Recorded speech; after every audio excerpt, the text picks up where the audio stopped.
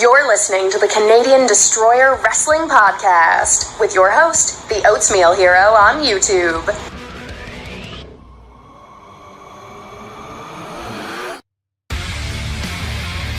And welcome, ladies and gentlemen, to another edition of the Canadian Destroyer Wrestling Podcast. I am your host, the Oatmeal Hero, and we are here on YouTube. We have now hit the, let's call it the 14-hour mark of the fallout of SummerSlam 2016, and we do have a lot of ground to cover here, so let's get right into it. The first match on the card was Big Cass and Enzo Amore versus Chris Jericho and Kevin Owens. The match, not bad. There were really good spots on it. There were really good parts of it, especially Enzo knows how to rile up the crowd and know how to get them on the side.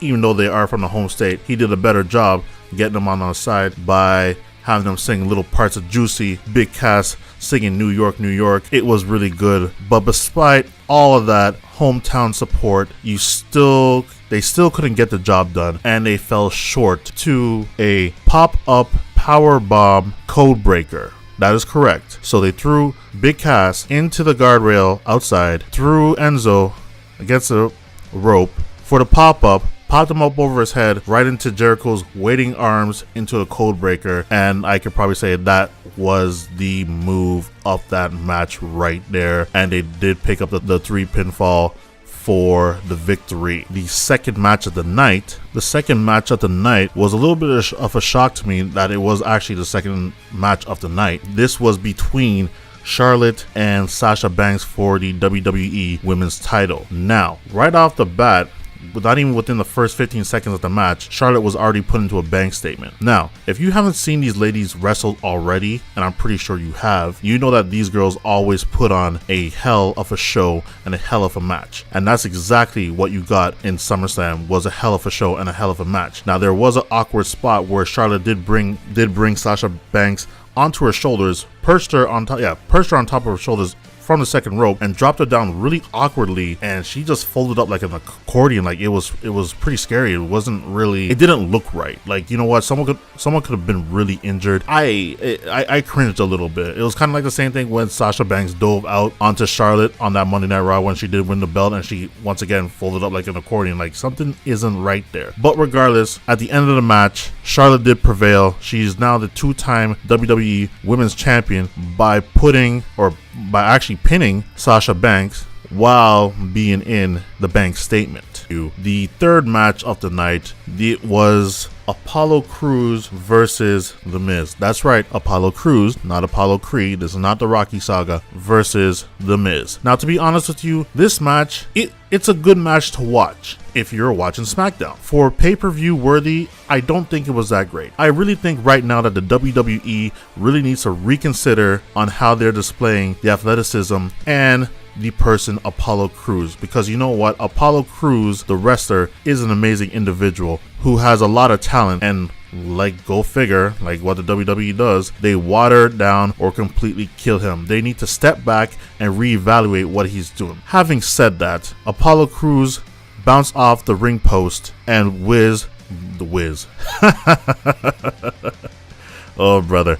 The Miz put him in the skull crushing finale and picked up the pinfall victory over Apollo Crews. Now, this little match could spawn into a series of matches if played out correctly, or even a really good rivalry. Crews may have not gotten the win last night, but I'm pretty damn sure down the road, probably sooner than later, he will defeat Miz for that WWE Intercontinental Championship. Now, this next match was probably one of the most anticipated matches of the night. I'm talking about the face that runs the place, John Cena, versus the phenomenal AJ Styles. Now, if you watch previous matches already in the saga, you know that they've put on some very, very good matches. Even the 3-on-3 with the Club versus Enzo and Cass and John Cena, that was still a very good match, even though it was not a 1-on-1. Regardless, this match, definitely match of the night. They hit each other with their best shots. The amount of attitude adjustments that were put into that match by itself, and AJ Styles was still able to kick out. AJ Styles giving him the best calf cutters, Styles clash, and John Cena was still able to kick out. It was clearly a back and forth battle, but in the end, it was AJ Styles who hit him with the Styles Clash and the phenomenal forearm to pick up the pinfall victory over John Cena, because this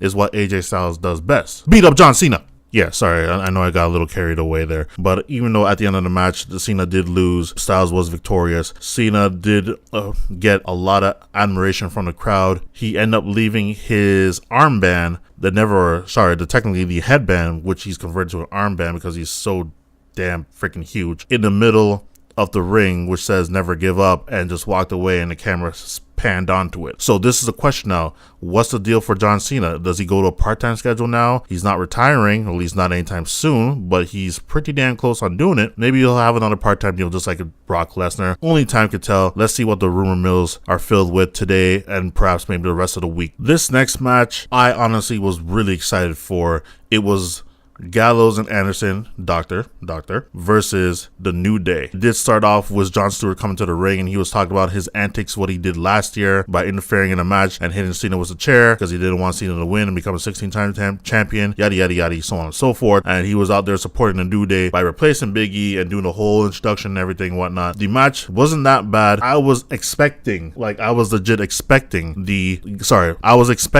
Gallows and Anderson to walk out of there as champions, because it would have made sense, especially to end the reign of the New Day's longest reigning tag team champion ever. It did break down into an oversized brawl though, and Big E did come out of nowhere and started steamrolling everybody over, and clearly the match was disqualified, no contest, and all the other fun stuff, and New Day still retained their belt. Personally, I thought it was kind of cheesy, but it's just a matter of time till the New Day loses their championship belts. The next match I was really anticipating, but it actually really in the end disappointed me, and I was just baffled. It wasn't really that good. They should just kept the fucking match on SmackDown. But regardless, this is the match between Dean Ambrose, Dolph Ziggler for the WWE World Heavyweight Championship. Now, we've seen the build-up. The build-up was good. We've seen the quick jabs what they done to each other after each match, and that was good. But the match itself, to be honest with you, it even put me to sleep in a couple parts here and there. I was shocked. I didn't know what to say. I was just like, I was really expecting more, and I got let down, because this is a match that I was like really anticipating myself, and I wanted to see. And this is what happened. I fell asleep. At least I caught the end part, so I know that Dolph Ziggler went up to the top rope to go do a modified face buster, and that easily got converted to a dirty deeds by yours truly, Dean Ambrose, and he did pick up the pinfall victory over Ziggler. Now, to be honest with you, at the end of the match, I thought Ziggler was going to lose his shit and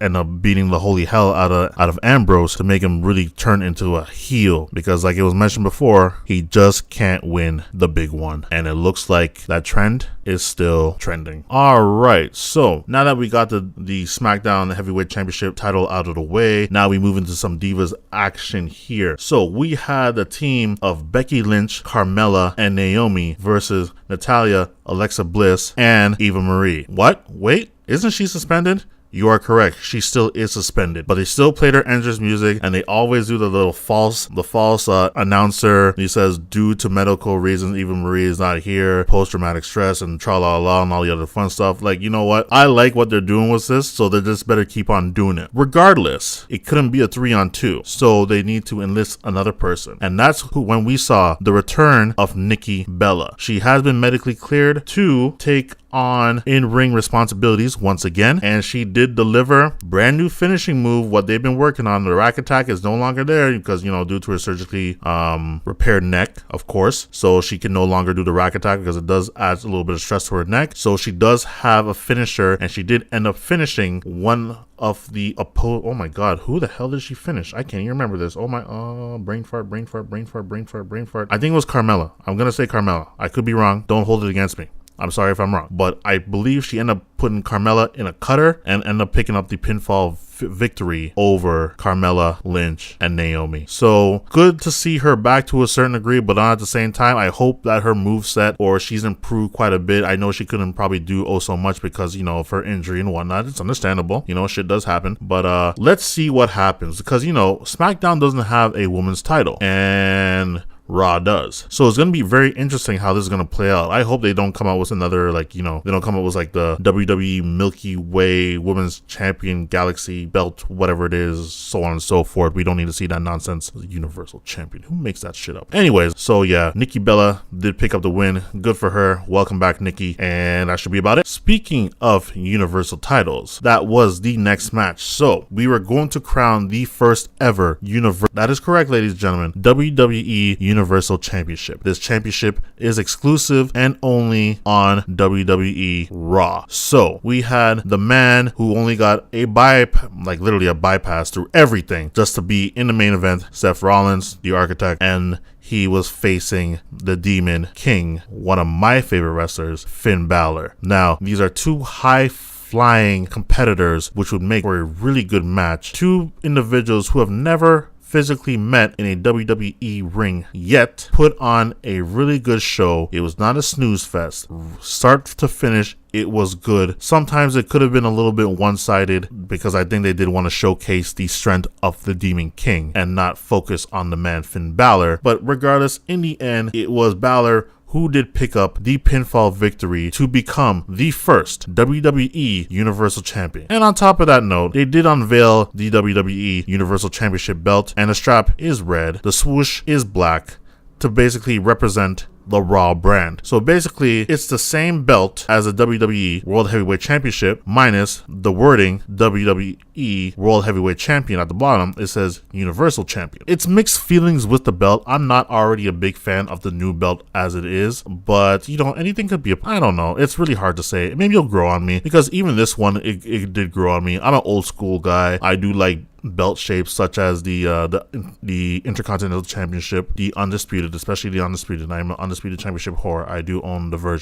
versions of the belt. And like the Wing Eagle, even the Big Eagle over time grew, like, you know, it kind of grew on me. But regardless, I don't even know. I don't even know what to say. It's just, it's there. It's a new belt. Ta-da. It's nice and shiny. You know, I almost forgot about this match between Rusev and Roman Reigns. Basically, there was no match. So technically, there should be nothing to talk about. But unfortunately, there is. It was a really good build-up, especially with Lana going into the cake and whatnot. I did enjoy that very much so.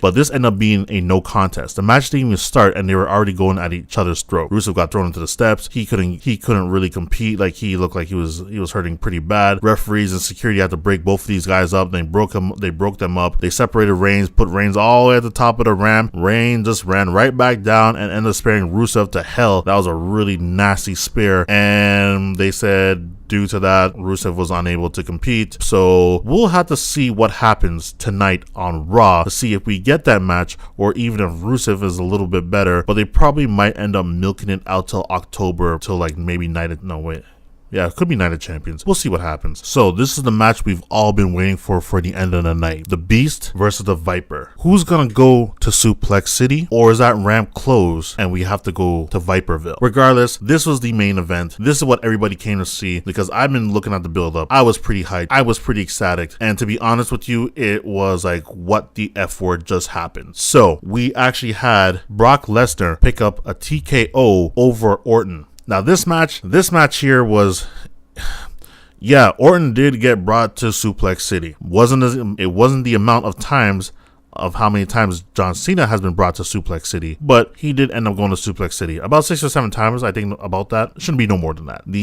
One of the highlights of the match is that Brock Lesnar tried to put Randy Orton through a table, and Orton countered it to put an RKO on his ass. Now, when they went back into the ring, it was literally the ground and pound game where Lesnar threw off his gloves and just started going wailing at him, and Viper's trying to protect himself, and he just took the elbow to Orton's head and top of his head and just kept on nailing him, and he was busted. He got busted open. Now, yes, it looked like a small cut, but Orton, all he just did was move, and this is the nasty part. This is the nasty part of this match. He literally just moved a little bit, and you saw okay, the best way for me to describe this, I'm a gamer as well too. If you haven't noticed, I also do have a gaming channel. You remember Mortal Kombat 2 when Katana would take her blade, her fan, as a fatality and slice the other guy's head off, and then you saw a ball of blood, and when the blood hit the ground, it kind of dispersed? Well, that's exactly kind of what happened to when Randy Orton moved. The blood wasn't flowing, but as soon as he moved, it was probably the most disgusting thing I've ever seen in a wrestling ring. Like, the blood just oozed right out of his head, and oh my god, it was so fucking nasty. I couldn't believe it. I wasn't sure this was scripted. It was real. When John Cena faced Brock Lesnar and he got busted open, clearly that wasn't part of the whole thing there, but it kind of happened. It kind of added to that dramatical effect. Well, I think dramatical effect was a little bit slightly overdone. You didn't have to go that route or so much, but oh my god, it looked disgusting. And even the fans, you could hear them like, oh, like like you saw a shitload of blood from dude's head just hit the mat and just spread out. And I've always known people say, oh, that's ketchup, man, that's ketchup. Like, no, listen, that's his blood. It came from his melon. Like, that was disgusting. So they stopped the match because of that. Doctors had to tend to him, but Lesnar kept on going back at him. I wasn't sure if that was part of the plan or whatnot. Like I said, it probably might have added for good dramatical effect, of course, but regardless, it was just ridiculous, and he kept on going because that was, oh, sweet baby Jesus. And Shane McMahon tried to help out his star of SmackDown, Randy Orton. Brock Lesnar wouldn't have none of that, blocking his every single path to Orton, and ended up putting him in an F5 next to the pool of blood of Orton. Ugh. Ladies and gentlemen, that is it. That was SummerSlam 2016. To be honest with you, a lot of these matches probably should have stayed on their respected shows. There was some good, there was some bad, and to think that this match would have bounced out the evil that was inside of the whole entire pay-per-view, which kind of made it clearly did not. It probably even left you in a bigger loophole more than ever to be like, what's gonna happen next? Or this is it? This is how they decided to end off the Stinkfest? Still a bigger fan of last year's of SummerSlam though. Oh my god. Well, that concludes the 11th episode of the Canadian Destroyer Wrestling Podcast, SummerSlam 2016 review. I am your host, the Oatmeal Hero. And remember, everything else is just a sunset flip powerbomb. Canadian Destroyer Wrestling Podcast. But for real though, that shit was nasty. Like, yo, what the, don't even watch it again. Just try to erase it from your minds. Oh my god, what the fuck.